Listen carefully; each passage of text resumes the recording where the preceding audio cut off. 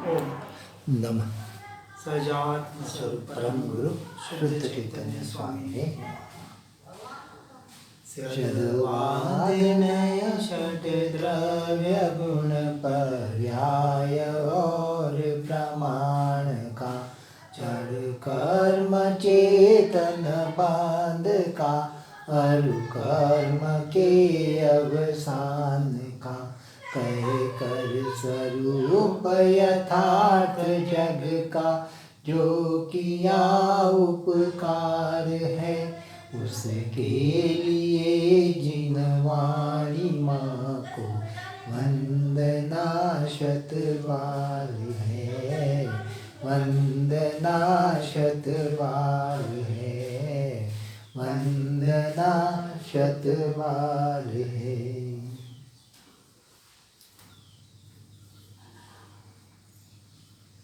पंडित पूजा ज्ञान स्वभावी भगवान आत्मा की पूजा।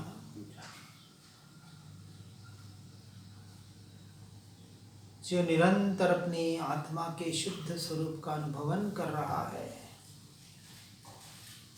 वह ज्ञानी कैसा होता है? प्रशालितम मन चवलम त्रिविधि कर्म प्रशालितम पंडितो वस्त्र संयुक्तम आभरणम भूषण क्रियते।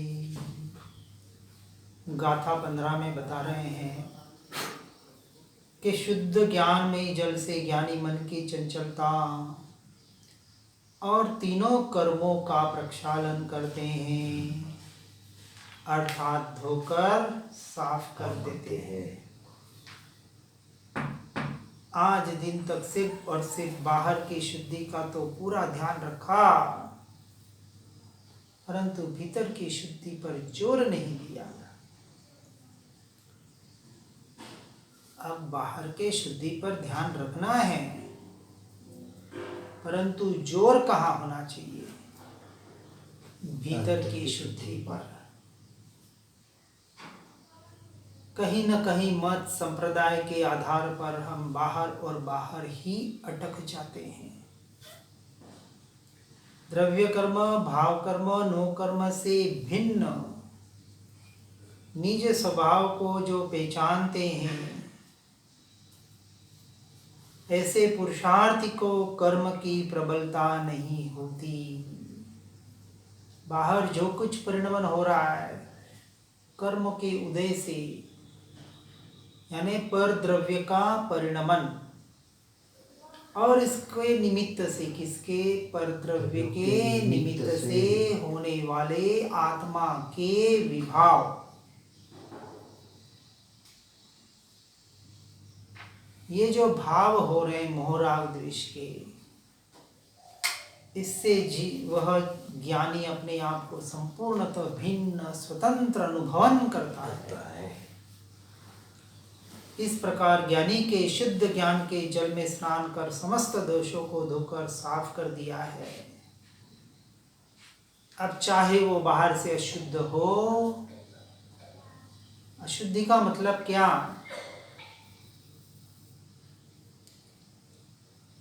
बाहर से व्यवहार की अपेक्षा से आहार विहार निहार इसकी शुद्धि होती है, परंतु उसमें अपने उपयोग को भटकाता नहीं है।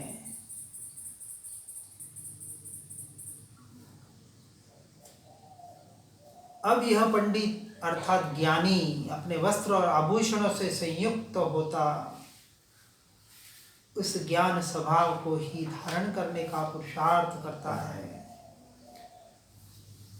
और अंतर शोधन रूप निज स्वरूप का आराधन करते हुए रागादि मल विकार सब उस ज्ञानी पुरुषों के धुल रहे हैं,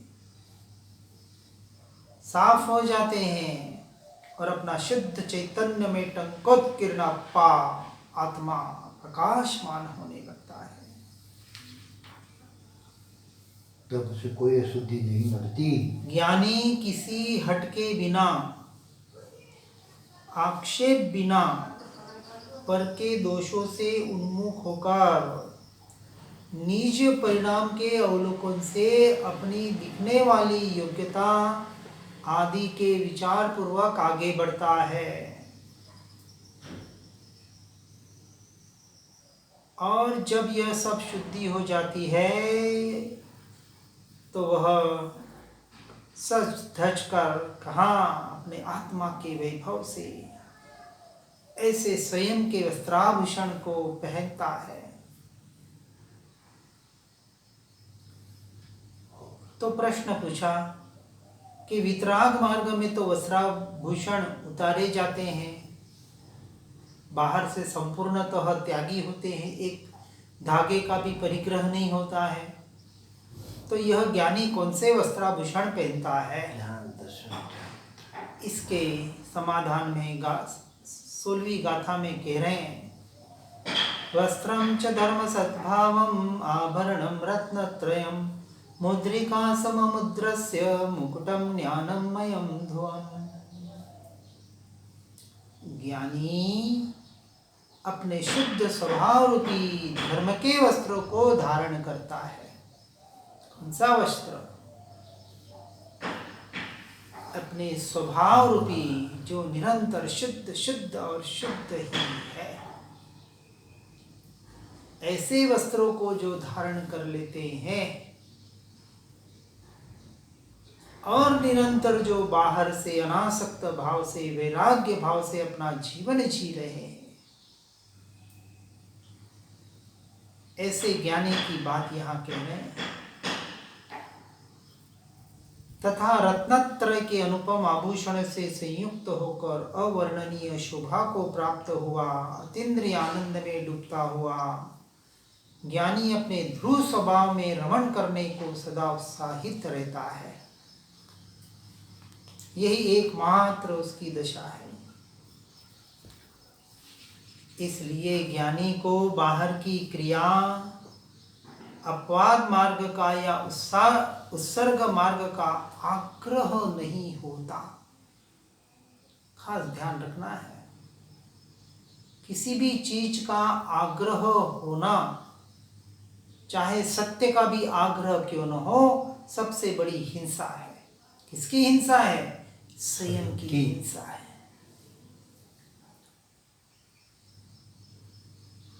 तारण स्वामी के अजैन लोग लाखों भक्त थे।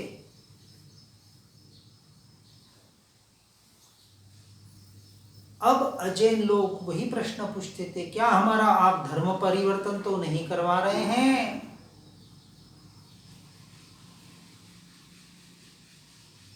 तो यहाँ किस शुद्धि की बात की जा रही है, समझना है।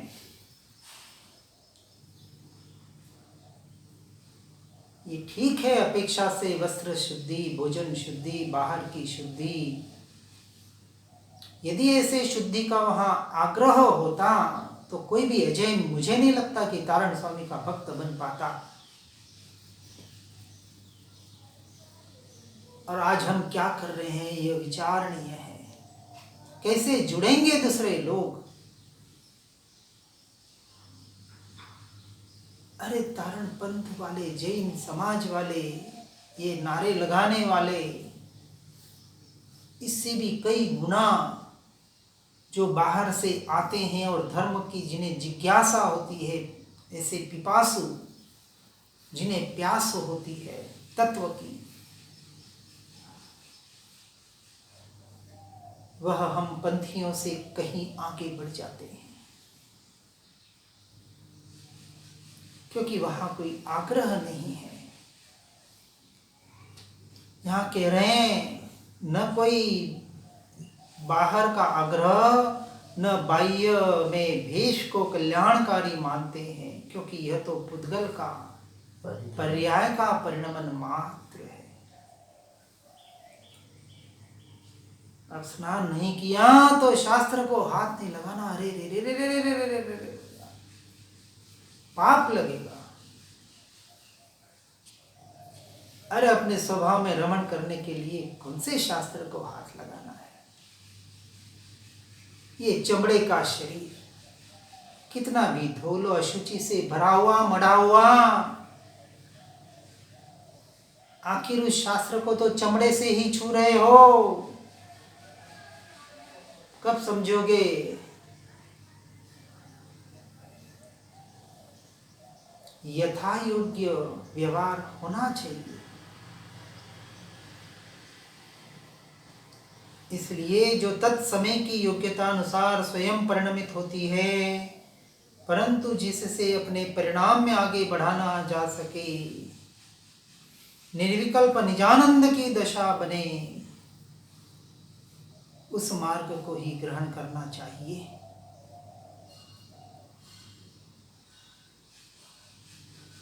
अपने स्वरूप रमणता, भेद ज्ञान, भेद विज्ञान, तत्व निर्णय के द्वारा मैं अपने स्वरूप स्थिरता ज्यादा से ज्यादा कैसे कर सकता हूं? फिर बाहर की शुद्धि का वहां ख्याल ही न रहे। हमारा प्रयोजन तो बाहर की शुद्धि पहले। ऐसा होता तो सिंह की योनि में सम्यक दर्शन नहीं होता, समोसणे पशु पक्षियों को कभी सम्यक दर्शन नहीं हो पाता। वो कहाँ स्नान करने जाते थे? जब पशु पक्षी पानी पीते हैं, कौन से छना हुआ पानी पीते हैं, हम निषेध नहीं कर रहे हैं, यथा योग्य व्यवहार करें, आग्रह न रखें। बस भूमिका अनुसार आग्रह नहीं होना चाहिए।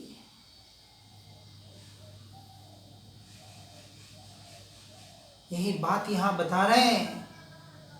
सहज दशा को विकल्प करके नहीं बनाए रखना पड़ते, साधु सहज सामान्य दशा है। अंतर शोधन द्वारा प्रकट हुई दशा को बनाए रखने का कोई अलग पुरुषार्थ नहीं करना पड़ता, क्योंकि जहां पर्याय में शुद्धि आती है, आत्मस्वरूप में लीनता रूप पुरुषार्थ काम करता है, वहां बाह्य दशा तो सहज ही बन जाती है। पहले भीतर का पुरुषार्थ करें, पहले निरंतर ज्ञान स्वभाव की रमणता हो, तो फिर प्रतिमाओं का और बाहर की शुद्धि का और बाहर के आचार का जरूर पालन करें। और पहले भी करें, लेकिन आग्रह न रखें। और इस वजह से जीव उस सत्य से चूक जाता है। इन आग्रहों की वजह से जहां से सत्य मिलना होता है, वहां से वो ले नहीं पाता है।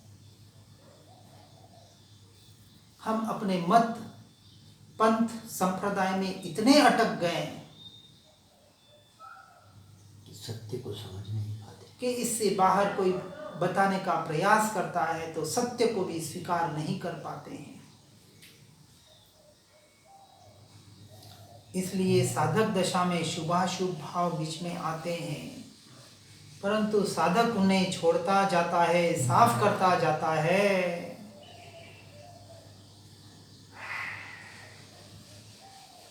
और अपने ध्रुव स्वभाव का लक्ष्य नहीं छोड़ता। ज्ञानी को दृष्टि अपेक्षा से चैतन्य एवं राग की अत्यंत भिन्नता भासित रहती है। बाह्य क्रियाओं में आत्मिक आनंद नहीं है। आत्मिक आनंद तो अंतर में ही भरा है। और जो ऐसे अतीन्द्रिय आनंद अमृत सरोवर में डुबकी लगाते हैं, कौन कह रहे हैं? ये ज्ञानानंद जी का कथन हम कह रहे हैं, हमारी बात नहीं। जिनेंद्र भुवन का कथन है। ये ज्ञानी पुरुषों का, भावलिंगी संतों की छद्मस्त वाणी का, जो जिनवाणी से प्रवाहित हो रही है। अपने अमृत सरोवर में गहरे गहरे उतरते हैं, उन्हें फिर बाहर आना भी अच्छा नहीं लगता, पोसाता नहीं। अब कहाँ बाहर के शुद्धि पर ध्यान रखने जाएंगे? वो तो दिन रात अपने में ही मग्न रहते हैं। चर्चा का नहीं, चर्या। कौन सी चर्या? बाहर की चर्या नहीं। स्वभाव रमणता रूप चर्या की बात हो रही है। और विरत सम्यक दृष्टि शाही,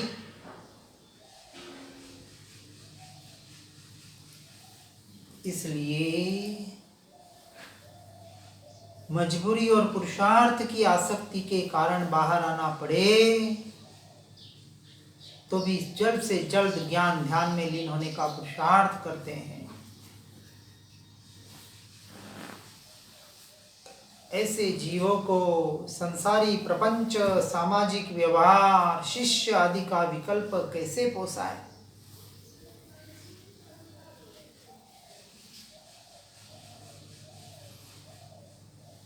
क्योंकि प्रमत्त अप्रमस्त स्थिति का झूला झूलना है। इसलिए ज्ञानी ऐसे निज चैतन्य स्वरूप शुद्ध स्वभाव रूपी धर्म के वस्त्र को ही पहनने का पुरुषार्थ करता है। अज्ञानी जीव को अनादि काल से विभाव का अभ्यास है और वह उसी रूप ढलता है। भीतर शुद्धि हो न हो, बाहर के शुद्धि का पहले ध्यान रखेगा।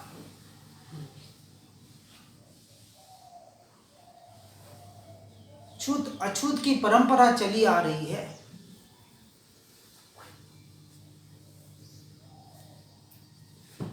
इसलिए ज्ञानी को तो मात्र स्वभाव का अभ्यास वर्तता है और उसने स्वयं से अपने स्वयं में डुबकी लगाकर ऐसी सहज दशा प्राप्त की है। विभावों में बाहर के प्रपंच 5 इंद्रियों के जो विषय प्रकृष्ट से जीव संसार में कर रहा है, मन रूपी इंद्रियों में अटक रहा है, वहां से और पंच परावर्तन रूप द्रव्य, क्षेत्र, काल, भाव और भव में जहां कहीं भी सच्ची विश्रांति नहीं है, वहां से हटने के लिए अपने चैतन्य गृह में, अपने चैत्यालय में, चैतन्य का जो आलय है, ऐसा चैत्यालय, उसी में प्रवेश करके विशेष विश्राम पाता है, पाने का पुरुषार्थ करता है। जो चैत्य रूपी है, ऐसा सम्यक दर्शन होते ही वह जीव चैताल्य रूप जिन मंदिर का स्वामी बन गया। कौन से चैताल्य रूपी? इस देह देवालय में विराजमान उस परमात्मा का स्वयं का स्वामी बन गया।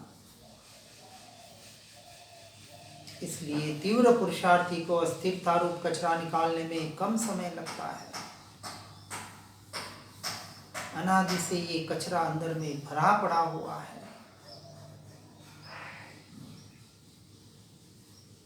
ये राग द्वेष का कचरा तो है, परंतु अज्ञान रूपी, मिथ्यात्व रूपी, अगृहित मिथ्यात्व के साथ साथ गृहित मिथ्यात्व। कौन सा गृहित मिथ्यात्व? इस भाव की मान्यता, मैं श्वेतांबर, मैं दिगंबर, मैं तारणपंथी, मैं जैन, मैं हिंदू, मैं मुसलमान, मैं क्रिश्चियन, मैं सिख, ईसाई। अपनी अपनी परंपरा से अपनी अपनी विधि करें, लेकिन यदि उसमें धर्म बुद्धि स्थापित कर लेंगे तो स्वयं के स्वरूप से, स्वभाव से चूक जाएंगे। इसलिए ज्ञानी ने शुद्ध ज्ञान के जल में स्नान करके मिथ्यात्व, शल्य, राग, द्वेष, अनंतानुबंधी कषाय आदि समस्त दोषों को प्रक्षालित कर, अर्थात धोकर साफ कर दिया है। ऐसे आध्यात्मिक शुद्ध स्वभाव रूपी वस्त्र को, रत्नत्रय के आभूषण को धारण कर, वितराग दशारूप समतामय मुद्रिका धारण कर, ज्ञानमयी ध्रुव स्वभाव का मुकुट बांध लिया है। ये श्वेतांबर वाले आंगी रचना करते हैं ना, बाहर बाहर बाहर उस पत्थर को सजाकर खुश हो जाते हैं, लेकिन भावों की अभिव्यक्ति को अपने जीवन में नहीं उतार पाते हैं।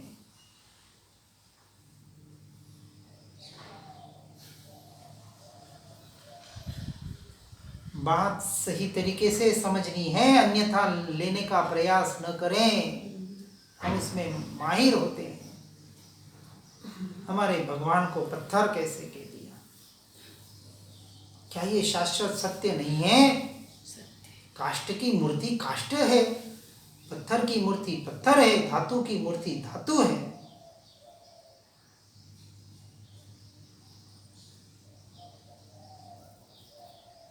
लेकिन इस सत्य को स्वीकार करना बहुत टेढ़ी खीर है। कहाँ है परमात्मा? सच्चे परमात्मा तो सिद्ध क्षेत्र में विराजमान है। और आज तीर्थंकर 20 तीर्थंकर महाविद्य क्षेत्र में विराजमान है।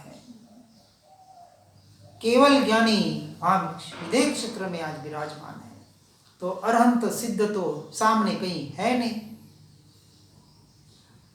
फिर आचार्य उपाध्याय साधु ऐसे भावलिंगी मुनि वन जंगलों में कहीं विराजमान है, जहां तक हमारी पहुंच नहीं है। परंतु उनके द्वारा प्ररूपित ये शास्त्र, ये छद्मस्त वाणी हम तक पहुंच रही है, पुकार पुकार कर कह रही है। अब बाहर खोज करना, ढूंढना बंद कर दे। तेरे भीतर में वो परमात्मा विराजमान है, इस देह दिवाले में। अब किसी मंदिर, मस्जिद, चर्च में जाने की जरूरत नहीं है। चाहे वो धातु पाषाण के प्रतिमा वाला मंदिर हो, चाहे शास्त्रों वाला मंदिर हो, है तो बाहर का ही मंदिर। ठीक है, अपनी अपनी अपेक्षा से जिसका जो स्वीकार हो जावे, कहीं निषेध किसी का किया नहीं जाता। इसलिए अंतर तल में उतरने के लिए दृष्टि की पवित्रता और शुद्धि की ही आवश्यकता है, और साथ साथ में बाहर का यथोचित व्यवहार बिना आग्रह वाला जरूरी है। तो कहते हैं कि दृष्टि की शुद्धि का प्रयोजन क्या है?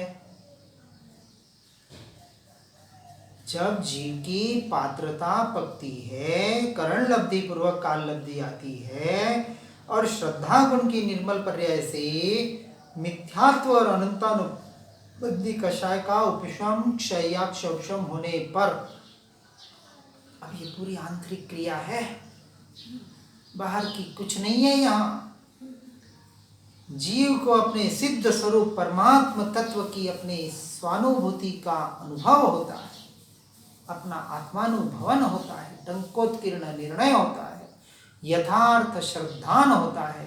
किसका? अपने स्वरूप का, स्वभाव का, ज्ञायक भाव का।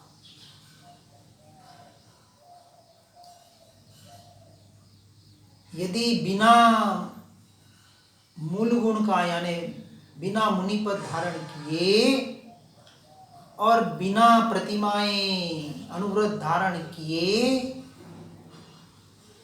यदि कोई नॉनवेज खाने वाला जीव बिना स्नान किए अपनी आत्मा में स्थिर होता है, इस बात को सुनकर, जैसे तारण स्वामी महाराज के थे, सभी संप्रदाय वाले, सभी जाति वाले लोग थे उनके शिष्य,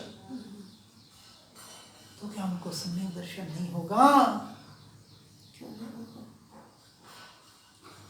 सम्यक दर्शन के साथ साथ बाहर की शुद्धि समझता है और फिर उसके अनुसरण आगे बढ़ता भी है, लेकिन वहां आग्रह नहीं होता।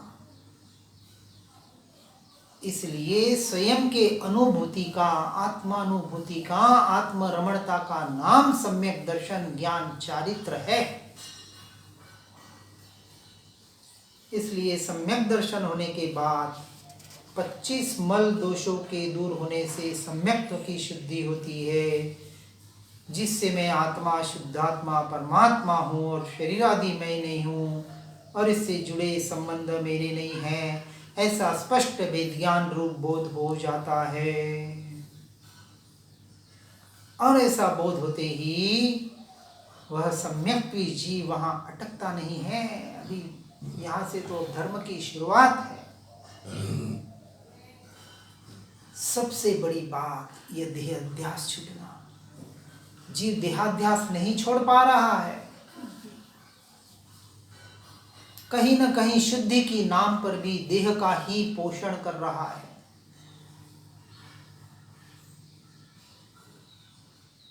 इसलिए ये शरीर आदि संयोग और शुभाशुभ भाव क्या है, कहाँ से होते हैं, कौन करता है? अज्ञानी जीव इन भ्रांतियों में पड़ा हुआ है। जिनका संशय, विभ्रम, विमोह दूर हो जाते हैं, उन्हें सम्यक दर्शन, सम्यक ज्ञान रूपी ज्योति प्रकट हो ही जाती है। इसलिए ऐसा जीव बाहर के सारे विकल्पों से छूटकर निरंतर चक्षु अचक्षु दर्शन शुद्ध करके अपने शुद्ध चैतन्य शुद्धात्म तत्व को ही देखने का निरंतर पुरुषार्थ करता है। यह शुद्ध दृष्टि कैसे होती है, इसको गाथा 17 में बताते हैं। ध्रुव स्वभाव के आराधक ज्ञानी शुद्ध दृष्टि से निज शुद्धात्म स्वरूप को ही देखते हैं और जिन्हें आत्मानुभूति सहित सम्यक ज्ञान हुआ है तथा मिथ्यात्व की दृष्टि छूट गई है, अर्थात पर की तरफ देखने का भाव ही नहीं है और पर का महत्व ही जिनका खत्म हो गया है। पर द्रव्य और पर भाव और पर जीव, पर समय में जो आ जाते हैं, वे हमेशा ज्ञान स्वरूप में निमग्न रहते हुए विनाशिक, झूठी, असत, अनृत पर वस्तुओं और अंतरंग में चलने वाले शुभाशुभ विकारी भावों को नहीं देखते, यानी वहां से भेद ज्ञान करते हुए और शरीर आदि अचेतन पर पदार्थों में भी दृष्टि नहीं लगाते, भी ध्यान नहीं लगाते। ऐसे ज्ञानी शुद्ध दृष्टि के धारी, ध्रुव स्वभाव के साधक निज परमात्मा के दर्शन करने वाले होते हैं। इसलिए ज्ञानी की दृष्टि अखंड चैतन्य में भेद नहीं करती और साथ में रहने वाला ज्ञान विवेक करता है कि यह चैतन्य के भाव है और यह पर भाव आदि है। ये विवेक, ये विनय ज्ञान का, कौन सा विनय और विवेक? हाथ जोड़ दिए, मस्तक झुका दिया, बड़ों का आदर कर दिया, ये व्यवहार विनय विवेक तो अब बाहर। सच्चे ज्ञानी की बात समझ रहे हैं हम, स्वच्छंदी होने के लिए नहीं, अपने ज्ञान स्वभाव की महिमा लाकर अंदर डुबकी लगाने के लिए और पर द्रव्य और पर भावों से छूटने के लिए, दोनों बात समझना है। एक सिक्के के दो पहलू। हाँ, इसलिए वह विवेक करता है कि यह चैतन्य के भाव है और यह परभाव है, यह मेरे नहीं है। इसलिए वह पर द्रव्य पर भावों से हटकर निरंतर अपने स्वरूप की ओर दृष्टि करने का ही पुरुषार्थ करता है।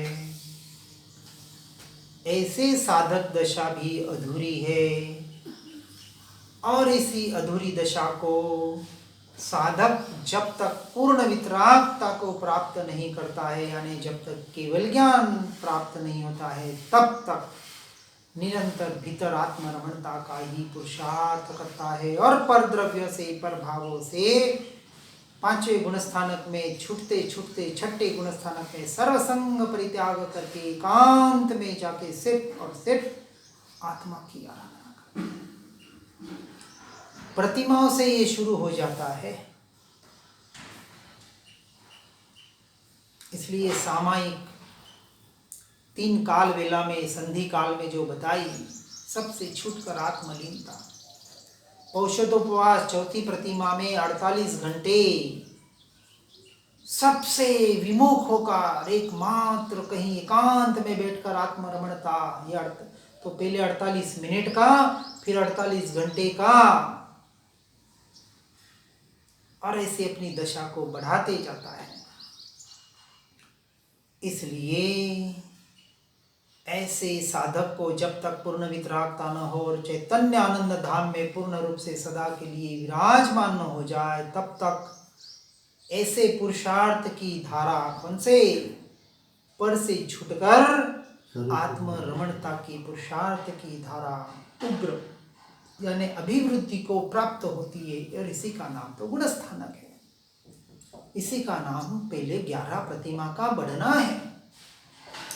बाहर से प्रतिमा ले ली,